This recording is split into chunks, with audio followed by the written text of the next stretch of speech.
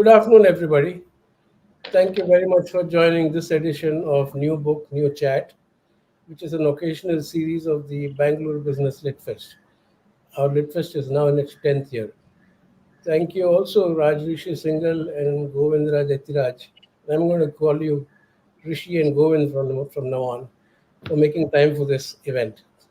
I am Shankar Parameswaran, and I have had the pleasure of working with both Rishi and Govind at the Economic Times newspaper. Now, in one sense, today's event is about your money in the bank and how the banking system uses it to drive economic growth and also to prevent people from abusing it. Those abuses are supposed to be prevented by strong internal processes in banks and policymakers and regulators who frame rules and implement them. Rishi is a senior journalist who's also been a banker and public policy consultant. In his book, he takes a deep dive into what happens to your money. I'm sorry, I said he takes a deep dive into what happens to your money in his brilliant new book published by Penguin called Slip, Stitch, and Stumble: Decoding India's Financial Sector Reforms. Rishi was formerly the executive editor of the Economic Times and consulting editor with the Mint newspaper, where he now writes a weekly column. Rishi will share his insights with Govindraj Ethiraj, or Govind, who's also a senior financial journalist in both print and broadcast media. Govind recently launched a business news initiative called The Core, which he runs along with other innovative media ventures he has founded. One is called India Spend, which is a data journalism initiative, and Boom TV, a fact checking initiative. In his book, Rishi breaks down some of the biggest financial scandals of our times and shows who or what caused them. And these include unscrupulous brokers, conniving bankers, politicians, and regulators who were either caught napping or didn't know how to deal with those scandals. Financial reforms followed those scandals, but they came after the damage had been done. In many cases, regulators were not proactive, and in many cases, they did not act when existing rules were broken. I'll stop here. All of you during the talk, if you have any questions, feel free to post them on the comment window. Over to you, Govind. Thanks. Thanks, Shankar, and for that kind introduction. It's great to be talking to Rishi after a while, though, in the context of the book called The Slip, Stitch, and Stumble: The Untold Story of India's Financial Sector Reforms. As a financial journalist, obviously, I'm equally keen to refresh myself on the history of reforms in general and banking and finance in specific, and what led to the situation that we are in. It's not to say that we are in a bad situation, but I think it's useful to dive a little deeper and understand where we are in two or three areas. And I think that's what I'm going to talk to Rishi about. I think the most important question, which Shankar also alluded to, is really the safety and integrity of the banking system. So, is it safe today? Is my money safe? Is your money safe? And literally, almost everything flows from that.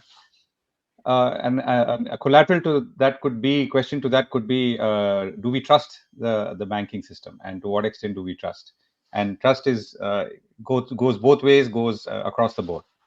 The third is really looking at the past and looking at some significant events, including, let's say, the rise of the NPA problem, and to what extent have we addressed that, and to what extent, if we've addressed that or we feel we've addressed that, is that leading to a much or relatively safer banking and financial system today.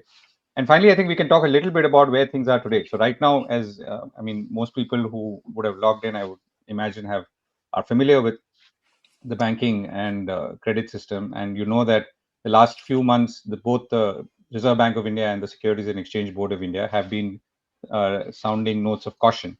SEBI has been saying that there is froth, particularly in the mid cap and small cap space. The Reserve Bank has been saying, or rather asking, non-bank finance companies and banks to increase their tighten their lending norms and increase the capital that they have at their disposal. So clearly, that was in turn driven by what they saw as excess or exuberance in the retail credit, which in the scheme of things is small, but has other problems. So we are in a way back to a situation where there are issues, whether they're as big as what they were before. We don't know, but there are definitely issues and concerns. The Reserve Bank and SEBI have reacted. The question, of course, is are they reacting too soon, or are they reacting too late? And that's something the book also touches upon in other instances like ILFS and Yes Bank. So, and that's really where we would, I guess, end the conversation, at least from my side, that, where do we stand today as a system or a ecosystem when it comes to having learned from the lessons of the past and applying them to the present and future. So on that note, Rishi, my first question to you, which I guess is the mandatory question to any author of a book, is why did you write this book at this point, and what does the title Slip, Stitch and Stumble mean? Thanks, Govind. Thanks, Shankar. And thank you, BizLit Fest, for having me on this platform. Govind, specifically to your question, we've both been financial journalists, and as luck would have it, we were at the cusp of reforms. So, as somebody, personally speaking, as somebody who has been tracking the financial sector for close to 40 years, I had a ringside view of the changes that have taken place in the sector. In fact, I was present in Parliament the day Manmohan Singh presented his landmark 1991 reforms budget. And you would have thought that, that would be an inflection point. But from then on, the pace of reforms has, been very varied. In some cases, the reforms were implemented immediately. These were reforms related to the macroeconomy, such as setting right a misaligned exchange rate, or setting right the trade policy, and these reforms happened immediately.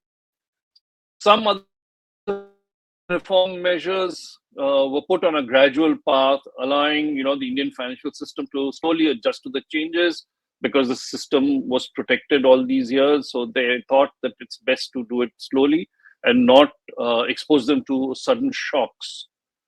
Um, and we can debate the rightness or wrong, whether it was right or wrong. But a bulk of the reforms, though, especially those relating to markets or those that required a deep cleansing of the financial system, were implemented in piecemeal fashion, or were implemented only when an external event happened. And many of these collided with the broader political economy.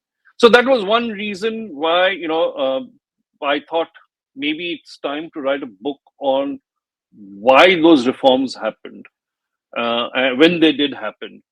The second reason was, interestingly, India has been blessed with very talented economic planners and administrators.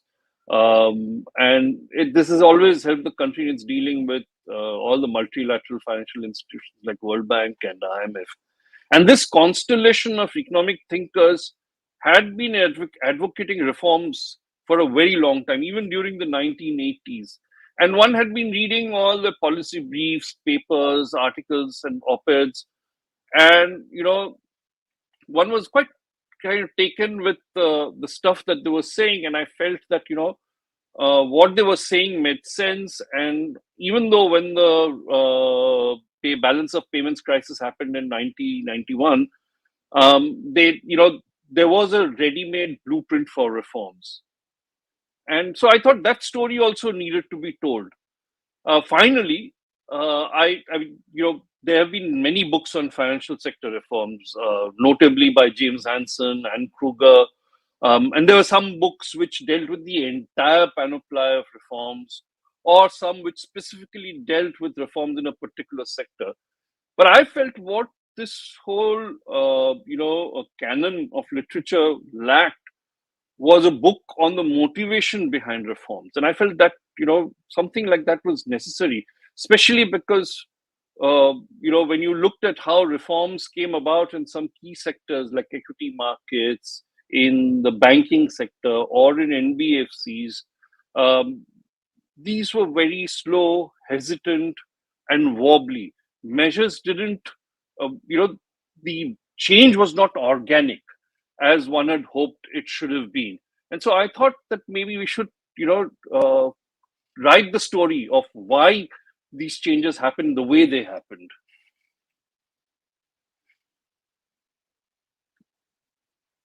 Can't hear you, Govind, can't hear you. Sorry, I was leaving it silent for you. So So if you were to pick up on a couple of examples, so when you talk about piecemeal reform and the lack of an integrated approach to financial reform, can you give instances of both where you think there was clearly something piecemeal, and secondly, where there was a need for something more integrated in approach to, I'm assuming, regulation, and where it did not happen and still perhaps has not happened? So if you look at the capital markets, for instance, and the scam that happened in capital markets when the scam broke, the scam had been ongoing for a while. It just came out. It was, exposed in 1992, the Harshad Mehta scam specifically, and that, in some senses, showed the rot in both the government securities market, government bonds market, the banking sector, and the share capital market, right? So this was so you needed reforms that could sweep through all the three sectors. But when you look at the reforms that were initiated or, attempted, they were not, the reforms were not aimed or designed for all the three sectors. So you had piecemeal reforms taking place in each of these three sectors. In capital markets, in fact, reforms were dragged till 2001. So it took them 8 years or 9 years to complete the reforms process in the equity markets. Whereas, the course correction could have happened in just 1 or 2 years. But because of the interest, the brokers lobby, because of the other kinds of interests that were wrapped around the equity markets, the reforms kept getting pushed and were implemented only in piecemeal fashion. Right. So if you were to, look back and look at some of the things, and if we can maybe use examples, it would be useful for the audience. So there are some regulations and reforms which are triggered by, let's say, newer kinds of actions, including, let's say, actions which are obviously either sublegal or outright fraud. But the nature of those actions you never know till you see it happen. Like the introduction of Sarbanes-Oxley in the United States is potentially a reaction to something that Yep. that happened, and similarly we've had. So there is continuing regulation. Like for example, today, Yeah. if we look at fintech and some of the areas that fintech related activities have thrown up, this never existed before. So you have to craft fresh regulation. Are you saying that it's these kind of instances that we've not responded to, or you're saying that the superstructure or the fundamental structure of regulation itself is weak, and there are some issues that we've not addressed, and then maybe what could they be? So, I mean, I wouldn't be able to make an outright statement. I think the journey of regulation, if we track it from 1991 till date, has been quite instructive, in fact, and it has done.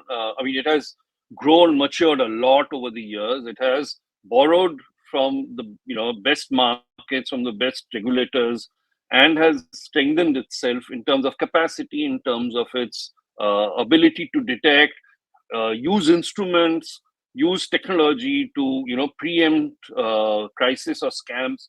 So it's been a rather interesting curve of learning for the regulators.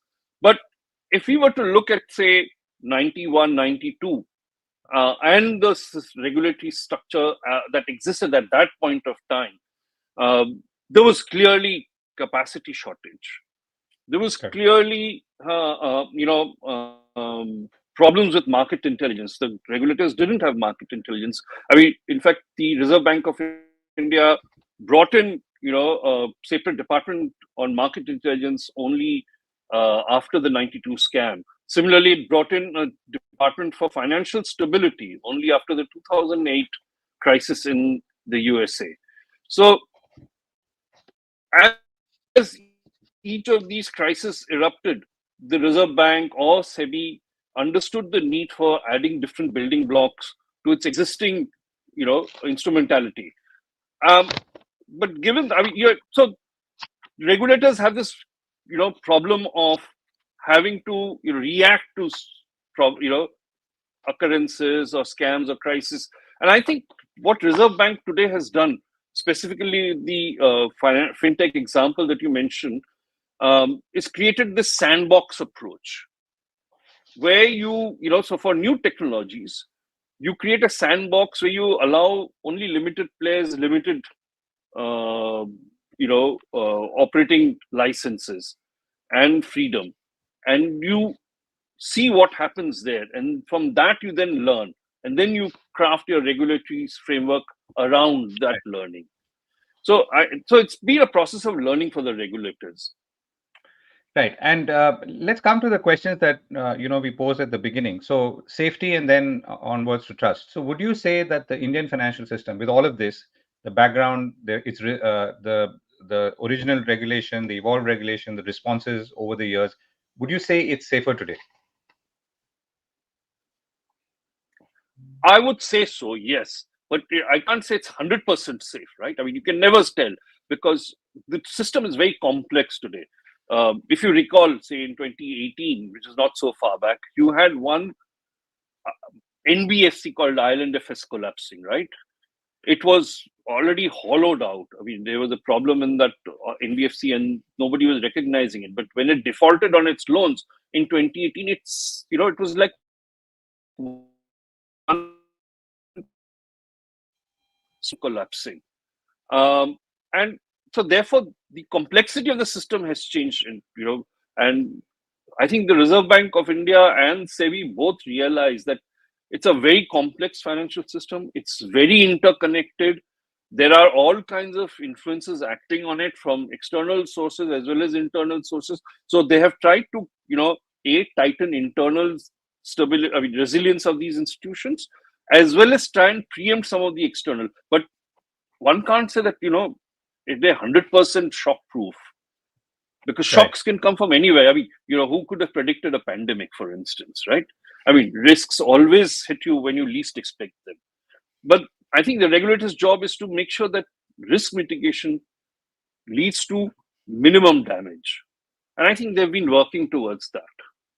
So I'm going to come back to that in a bit, but let's talk about trust in a moment. Because trust is the bedrock of any financial system. Absolutely. Trust between me and the bank and me and someone I lend money to, someone who borrows money from me, and so on. How would you? I know it's a somewhat broad intangible, but it's still it becomes a tangible, I guess, at some point. So how would you say is the trust today in the Indian financial system? It's an interesting question, Govind. I would suppose, and I think from some data, that Indians are reposing their trust once again in the large banks. And if you see, so let me explain. Today, one of the problems with banks many banks today are rushing to set up branches. Over all the past 20 years, we heard that branches were unnecessary, brick and mortar is dead. Why do you need, physical presence? But if you look at data, disaggregated data from each bank, they're all rushing to build branches because they've realized that, you can't get deposits and people's trust without having a brick and mortar edifice. The depositor or the customer may not come to the branch every day, but it is the presence of a physical structure that gives him some reassurance, right? And so I would suppose that most banks today, especially private sector banks, have realized that they need to build physical presence and expand the footprint across the geography of India. And that has led to, some reposing of trust by customers in the banks. Because I think it's a very, how do I say this? I mean, it's a very organic relationship. Right, and the inference is very visible. So, I mean, if you look at HDFC Bank or ICICI Bank or Axis Bank, they've all been announcing massive branch expansion, including HDFC Bank, because they need to bolster their deposits. Absolutely. And there is no other way to do it. Yep. So by inference, trust can be only built when there is some sort of physical presence connect, at least in the context of deposit raising. Yeah, so it's not just physical. But it is an integral part of the entire suite of solutions that you present. So it can be online, it can be, phone call banking, but that physical is an integral part. You can't do away without it. Yeah. And I mean, it's a component of trust in this case, or Yes, an important indeed. component of trust. Okay. Yeah. Got it. So you're saying so that is one way the system is trying to build trust, but obviously to also raise deposits. But you're also saying that the overall trust levels in the system, whichever way one interprets it, is much higher or better off today than it was a while ago. It's difficult to say, Govind, because I can't say for all sectors of the financial, industry, because every time there's a scam or a crisis, trust goes down, and then there is, a rebuilding of trust. And so I'm saying for banking sector, perhaps there is an increase in trust. Um, we see some level of trust in the capital markets going up, because if you look at the number of demat accounts or number of retail households entering the capital markets, they've been going up. So given the microstructure of the capital markets, the way SEBI has reduced risk, settlement risk, market risk in the capital markets, I think gives a sense of assurance to many retail investors. I'm not talking about the guy who's punting in the derivatives market in the retail. There Yeah. has been a spurt of retail investment in the F&O market. So I'm not talking about those, but the guy who's investing in mutual funds, for instance. I mean, if you look at the SIP flows into mutual funds, is really gone up. I Record mean, it's highs. reached Yeah. record levels. Yeah. Yeah. So I think those are some indicators of trust going up, increasing in some of these platforms. So let's But pick. it's a slow process. It's a work in Yeah. progress, Govind. Yeah. So let's pick a couple of examples from your book. So you've talked about Yes Bank, you've talked about HDIL, and you've also talked about ILNFS. These are potentially, or most likely, some of the biggest implosions that have happened in the last In the decade recent, or yeah. yeah, or yeah. So my question now is, I think what you're arguing in your book is that it appears that the regulator was late in spotting the problem. One reason being that obviously or rather the symptom of the problem was that money was getting diverted. Very simply, loans were taken and money was being spirited off to other Yep. entities, Right. and eventually it couldn't come back, which is why I guess it made it worse. But essentially, that's the argument, that the regulator was late or tardy in responding, and by the time they did anything, it was the horses had bolted from the stable. Yeah. Today, if I were to look at some of the actions of the Reserve Bank to say, for example, that by going by data that they feel there is exuberance in the consumer credit level, the SEBI saying that there is froth again and again, in the mid cap and small cap space. So SEBI and Reserve Bank are different regulators, but there is some convergence. For example, Right. let's say people are taking gold loans, and that's been another issue that's been exposed. Absolutely. Or Yeah. rather, depositing gold, taking loans, and most likely investing it in the market, or also investing Yep. it in the market. So there is a linkage. So how would you now say at this point of time, or rather, would you say that the regulators are responding fast enough, and or are they still delayed? We don't know the answer to this because these are all things we only discover in hindsight. But at this point of time, what's your sense? And particularly using the examples that you quoted. Yeah. So my sense, Govind, is that they could have acted earlier. Okay. So there has been some amount of protests on voices, cautionary voices against, say, the spurt in unsecured retail loans, and they could see on the sidelines investment in F&O going up. For instance, if you look at the Bombay Stock Exchange Index F&O, it has jumped by more than 2,000% in a year in both turnover and value terms. And very clearly, this is not institutional money going in. So, you could draw an inference and some connection between the two. And so there were some voices which were, cautioning the Reserve Bank of India. So this was as early as last year in April, May. Now, even for the froth in the stock market, especially in the small and mid cap stocks, again, there were voices which had been, saying that, is this unnecessary exuberance? Is this irrational? Where is this money coming in from? But the thing is that I think the timing is what makes you a little cynical. It's just before an election. And to my mind, I think, the regulators are being extra cautious by acting or trying to preempt a scam or a crisis or a payments default happening before an election. Any payments default in the market could lead to a chain effect across the system.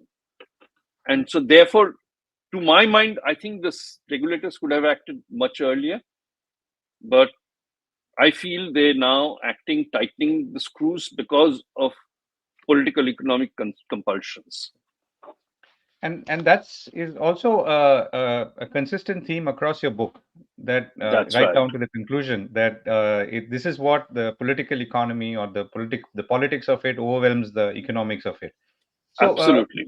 walk us through the instances that you feel builds that argument for you, and Hmm. why, as you also argue, that things may not change. Yeah. So if you look at, say, the stock market changes, for instance, okay, the broking community from Bombay Stock Exchange was a very strong and influential political lobby. They were all very closely integrated. Some of the largest brokers were very closely integrated with the top politicians of the day. And therefore, when the scam happened and JPC reports came out, the RBI had its own set of reports.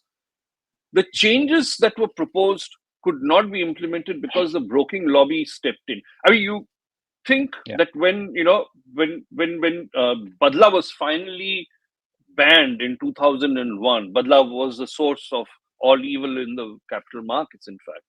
And when Badla was eventually, banned in 2001, the brokers took out a strike.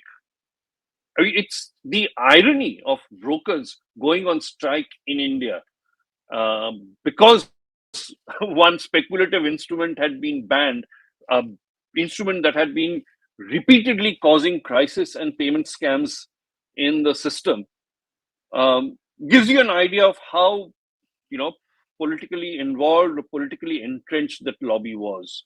I've also quoted in one place, an instance where we met former finance minister ND Tiwari one morning, and there was a speculative report in the newspaper that day. And, we asked ND Tiwari about that report in the newspaper, that morning's newspaper. And he said, I'm not going to reply because there are a lot of short positions built on that stock, in that segment, in that industry. And any comment from me would trigger short covering. I mean, this was in the 1980s, and a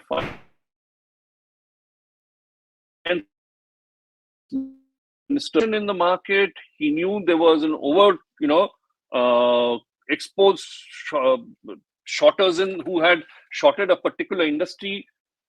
The linkages were very clear between politics and the broking Right. lobby. Similarly, if you see NPAs, right? Rishi, just one moment. Let me just invite anyone who's listening or everyone who's listening to also start Hmm. sharing your comments and questions if you have any for Rishi, or anything that you would like to input into this conversation. Sorry, Rishi, go ahead. Sure. No. So, no, thanks, Govind. What I was saying is, if you look at the problem of bad loans, right? I mean, we've had bad loans ever since we've had banking, and we've tried to create solutions. For instance, we had BIFR in the 80s, we had SARFACI, debt resolution tribunals, and now we have the IBC system. But NPAs still exist; they refuse to go away. And that's because every time we've created a system, it's got over time diluted, it's got, and so this is where the corporate sector's influence and lobbying power comes into play. So I'll stop with these two Right. examples. Right. So, and let's stay with NPAs for a bit now. So you've talked Okay. about it extensively. You have a whole chapter on that subject, and you've also come to the contemporary response, which is the IBC, and the NCLT, Hmm. and the whole idea Hmm. that you have a bankruptcy Hmm. protection or a bankruptcy Hmm. resolution system, which never existed Hmm. before. So one of the things that you're arguing is that NPAs, so the figures that we are shown and we see is that NPAs have come down drastically. in the system. But you're arguing that that's not necessarily the case because they've been kicked down the road or up the road, depending. So walk Yeah. us through why your your views on NPAs as they are today. Are we better off? Are we not? And where are we headed? So the thing is, Govind, banking is a business where you'll always have NPAs, right? I mean, that's a risk-based business, so NPAs can't be ruled out, and you can't wish away NPAs because there's always be some business which goes obsolete, some market, instability will lead to NPAs. So NPAs are not. NPAs will always happen. But the problem is with willful defaults, which is when I borrow money from a bank with no intention of paying it back. And that's what causes the problem with NPAs. So I feel that, every time we've created solutions for NPAs, we've had instances. So the policy framework to begin with is very robust, is very strong, it's ironclad, and then somehow it gets weakened over time. And if you look at the current situation, we've reduced our NPAs by actually writing them off. So what happens is when you write it off, it doesn't really go away, right? I mean, it's a accounting measure. You will have Right. so you have to provide additional capital, etc. for it. I mean, it shows your headline NPA numbers come down, but in reality, it's still there in the system, and it has to be recovered, right? Because as a bank, you might have written it off, but when you recover it goes straight to your P&L. And so therefore, long story short, NPS is a problem that refuses to go away. NPS is a problem that has been magnified by, again, political opportunism. If you look at the 2014 BJP manifesto, they were very clear that they wanted to put an end to this cycle of NPAs. But unfortunately, they've not been able to do that because once they created IBC, the IBC framework has been diluted. I mean, if you look at NCLT today, the NCLT, is they were supposed to do resolution within a certain time period. They're unable to do everything, breaches that time period. All the cases have gone far past that time limit. Their benches are short staffed. Their capacity is woefully inadequate. Their judgments have come under question. The Supreme Court has pulled up NCLT and NCLAT for the quality of their judgments. And so I think it's a problem that has not gone away. We just kind of, shoving it here and there, making it, trying to make sure that it's not visible to the naked eye. That's all. So, if you were to relate NPAs to, let's say, the current state of borrowing in industry, which is definitely lower than what it was, and we're actually at lows, perhaps. I mean, I don't know whether no, it can't be historically, but definitely over in percentage or proportion terms over recent years. So, are you saying that we are really carrying still the problem of the past, which is, let's say, a decade ago, and still not being able to resolve? And if so, then maybe it is unresolvable. So if you just take the examples that you quoted, HDIL, ILFS, Yes Bank. So Yes Bank, of course, is a bank that continues to run. Yeah. And in the other two cases, and there are many more, and I'll come to willful defaulters in a moment. So what could one do? What's the solution? Because these, it's unlikely that these companies will ever be resurrected to repay the banks and so on. So at the same time, I mean, do you feel that even at this point, as we speak, there is, let's say, adventurous lending happening and the possibility that some of that mode could become non-performing? So, let's go back to Ireland FS, right? I mean, Ireland FS, when the scam broke or the crisis broke around Ireland FS, what the government did was set up a new, board of directors and entrusted it with the responsibility of making sure that, they get all the money that was owed to them so that they could pay the banks back, right? Yeah. And that continues to date. So I think as an operating entity, it has ceased to exist. as a, it doesn't do business. Its only business is to collect the money to pay back the banks.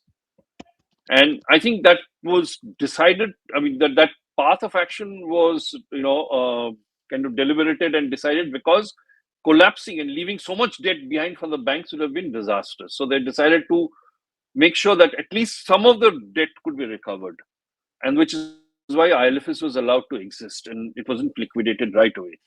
And I think that applies for many of the other, for Yes Bank, for instance. Again, I think one of the similar problems that, you could have shut it down, right? But because of the interconnectedness, there was so much lending, borrowing that, and Yes Bank sat in the middle of all those borrowing and lending relationships, that they couldn't allow it to close Right. down.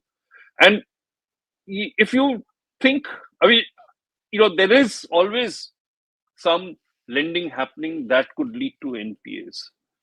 And I think it's still happening today. Um, Maybe not, because of exuberance, or maybe some, so retail lending, unsecured retail lending, where banks have been giving out money to retail borrowers without Right. any security or collateral. That is a risk, but it's too small. I think it's not Right. that large a problem. But um, there are waves, and we'll have to wait for the next wave to happen. Right. So, let's firstly, here's a renewed appeal to everyone to send in your questions and comments. We can make this discussion more enriching. Rishi, can I come back on, maybe this is the subjective part somewhat, but I guess it weighs on everything else. What would you say, or how would you say, is the caliber of the regulator? You use the word capacity, which I guess links to this somewhat, but not entirely. Yeah, yeah. How would you rate the caliber of our current regulators? I mean, either using historical benchmarks or global benchmarks or anything that you feel fit. Well, I think the RBI is a very capable regulator in terms of its caliber. And it has. I mean, they do. I went to its training sessions a few days ago. I went there to meet somebody, and they don't shy away from inviting, external consultants to come and hold training sessions for their officers, senior officers. So I was there when there was a training on, looking at capital, calculating capital adequacy for banking system, and they had invited external, trainers and instructors from KPMG and BCG and other uh, institutions to train their people on mapping and monitoring and measuring capital adequacy for their staff. So I think, RBI tries to make sure that its staff is up to date with the latest methods, with all the latest trends. But it's short staffed, you know. I think one of the problems was in RBI was the ban on hiring for almost 10, 12 years. They didn't hire anybody new, for some peculiar reasons. Um, I mean, we can go into that on a different day, but and that, I think, it eventually impacts on your caliber, because you're not hiring new people, you're not sending up, you need constant stream of new people to build your caliber, right? Because there is constant exchange of ideas between people, and if you're constantly looking at the bottom line and costs, it impacts caliber, I think. So you're saying for 10 years almost, the Reserve Bank didn't hire anyone? Yeah. That's I mean, interesting. there was hiring, but it was not like expanding. It was hiring for, just to fill up the, contingent requirements. But it Right. was not expanding given the system that was, it was not in step with the growth of the system.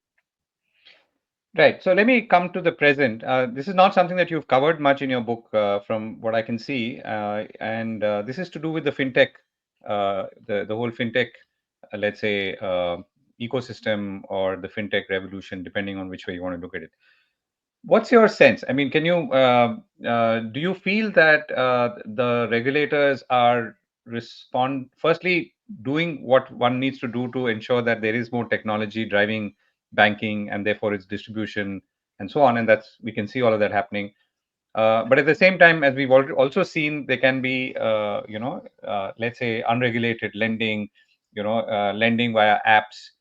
These are all relatively small numbers, but it does cause problems. So, what's your sense? I mean, at this point of time, this is still early days. How is the fintech system being regulated? Is it, is there enough oversight at this point of time? Well, I mean, we have one live example at hand, and that is the Paytm example, Govind. Paytm, live example of how fintechs try and fit into the current regulatory system. Fintech, if you remember, Paytm, if you remember, has had regulatory action taken against it every year, 2018 onwards, except for 2020 when there was a pandemic and a lockdown. But every year, the Reserve Bank has passed some judgment against Paytm, fined it or penalized it or stopped it from, expanding. And yet Paytm continued to breach or, refuse to close the regulatory gaps. And that's a problem, I think, that's symptomatic with many fintechs, which is their idea that because they're they lead innovation and therefore they provide innovative finance, that they're not subject to regulation, that they be allowed to push the envelope.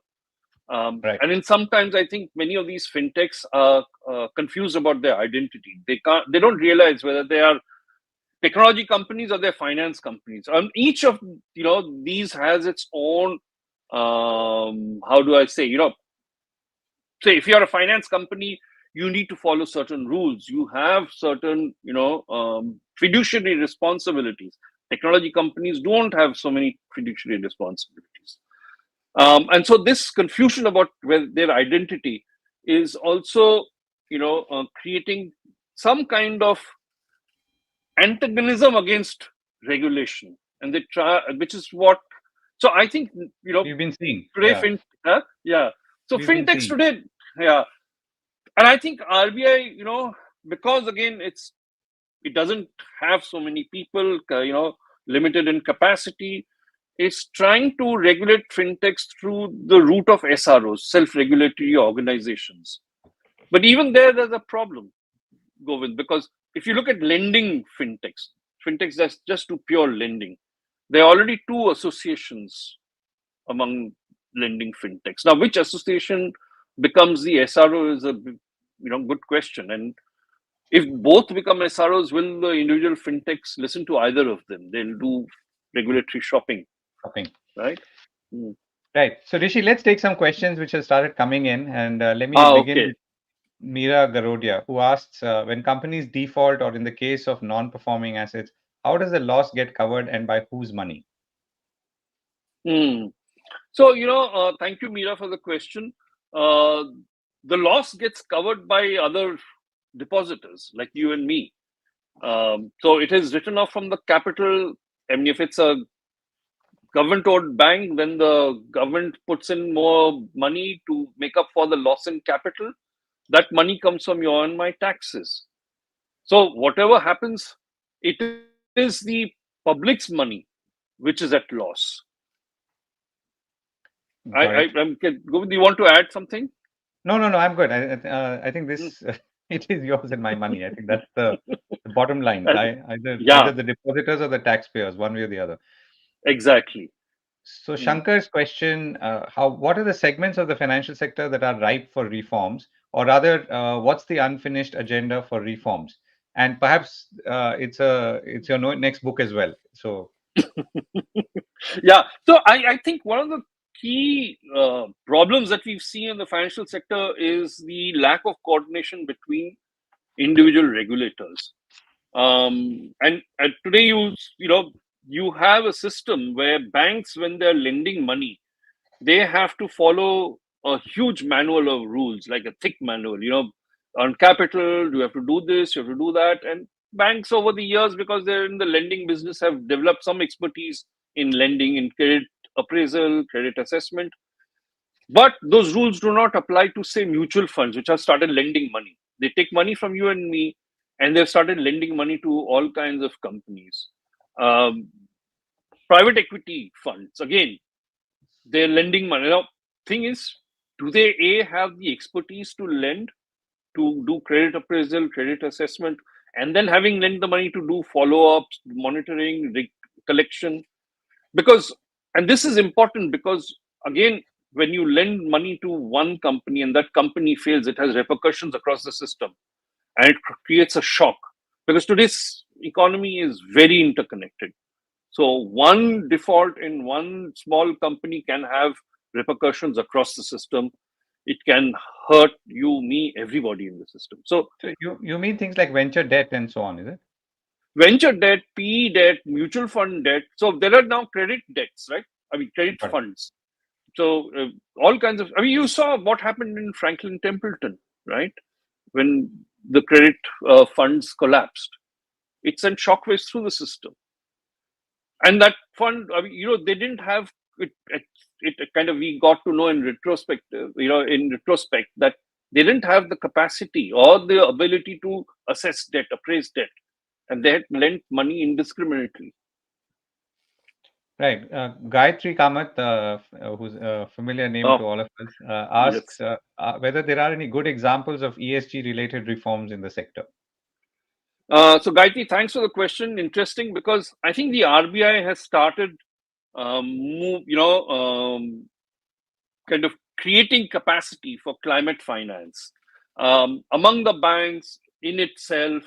It has started looking at the various avenues of climate finance that are available to the financial system, and it has come out with some reports. It has been holding training sessions. It has been issuing some directives to its constituents like banks and NBFCs on what constitutes climate finance, how to account for climate finance.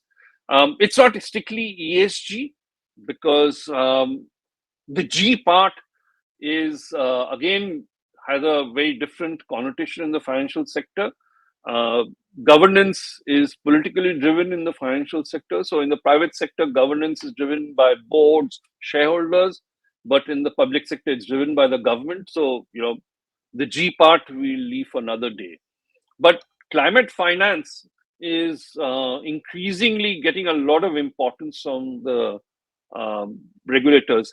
I think SEBI is focusing a bit on ESG. I think it has been following the SEC model, where it has now asking companies to disclose their ECG commitments in their annual reports.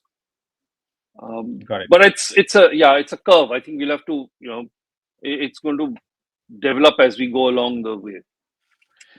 Shankar asked another question. He says, do we need more whistleblowers, more watchdogs, and how welcoming is the system to whistleblowers? Um, so I think organizations are not very welcoming to whistleblowers. Yeah, but because we've seen how, what happens to them. But I think we've had some interesting changes because of whistleblowers. Um, I mean, we have policies for whistleblowers, but what happens? I mean, there is very little, material out there on what whistleblowers have disclosed and what action was taken on, those complaints. So we need some kind of disclosure norms. Whatever has come out, has come out through RTI, but we need much more openness in the system now, and maybe protection for whistleblowers, because oftentimes whistleblowers do not get the required protection from the system. Right, we're still waiting for more questions and comments, if any. So, Rishi, let me come back to another part. So, we've talked about the regulation and the overall overarching nature of regulation and Reserve Bank's actions or the SEBI's actions. The other aspect, which again you've talked about in your book as well, is how the regulator responds on interest rates and how alert it is to going ons, as it were. What's a broad sense? I mean, this is not a right and wrong. You could be, you could be right in some cases, you could be wrong in some cases. maybe the world at large could be, have made mistakes, and we've seen massive flows of capital arising out of maybe interest rate regimes which were too maybe lenient in retrospect, at least. So, what's your sense on that? How have the regulators or Reserve Bank acted? If you look at 10, let's say 20 years, in the case of interest rates, inflation, capital, and free availability of capital, and so on. So on interest rates, let me talk on interest rates. Govind, one of the problems that the Reserve Bank faces is whenever it changes the interest rate, the benchmark interest rate, it sees a lot of problems in that translating into the system. So let's say the Reserve Bank today, it has a benchmark rate called the repo rate, right? It increases the repo rate, but that increase takes a long time to transmit itself through the system. From the Reserve Bank to the banks, from the banks to the ultimate borrowers, and that whole pipeline has a lot of problems. So the Reserve Bank has to keep coming back and doing administrative stuff on interest rates, telling banks on how to calculate interest rates, how to set their interest rates. Ideally, in a system, when we are opening, with reference to a particular benchmark, but depending on their risk understanding, the risk perception of their clients, but that doesn't happen. But and because there is also, while we have freed up a lot of the stuff, a lot of the control era stuff still remains. You don't have a free, interest futures market, for instance, which will help you set interest. You don't have a good market for bonds. So interest rates, again, there is some improvement, but it's very slow. On capital, you asked something about capital, Govind? Flow of capital. So lower interest rates, more capital flows into the system, which creates problems. We've seen it happen after 2008. We've also seen it happen after COVID, where regulators have lower interest rates have unleashed a flood of capital into the system. Right. No, so yes, the RBI, I think, what does it see? It has 2-3 parameters that monitors, right? One is the exchange rate. Second is once the flows begin and you have an increase in money supply, that increase in money supply, how it impacts inflation. And that's a very sensitive parameter. Right. So I think depending on how it impacts inflation, and not inflation today, but inflation 6 months hence, that makes the RBI, that in some senses determines RBI's suite of actions and its stand on interest rates, on capital flows, on the exchange rate. Right. So as we wind down, Rishi, so the book, and here it is for those who've not seen it as yet. It's called Slip, Stitch and Stumble, the Untold Story of India's Financial Sector Reform. So Rishi, a 30-second pitch from you on why people should read this. And what will it help them for?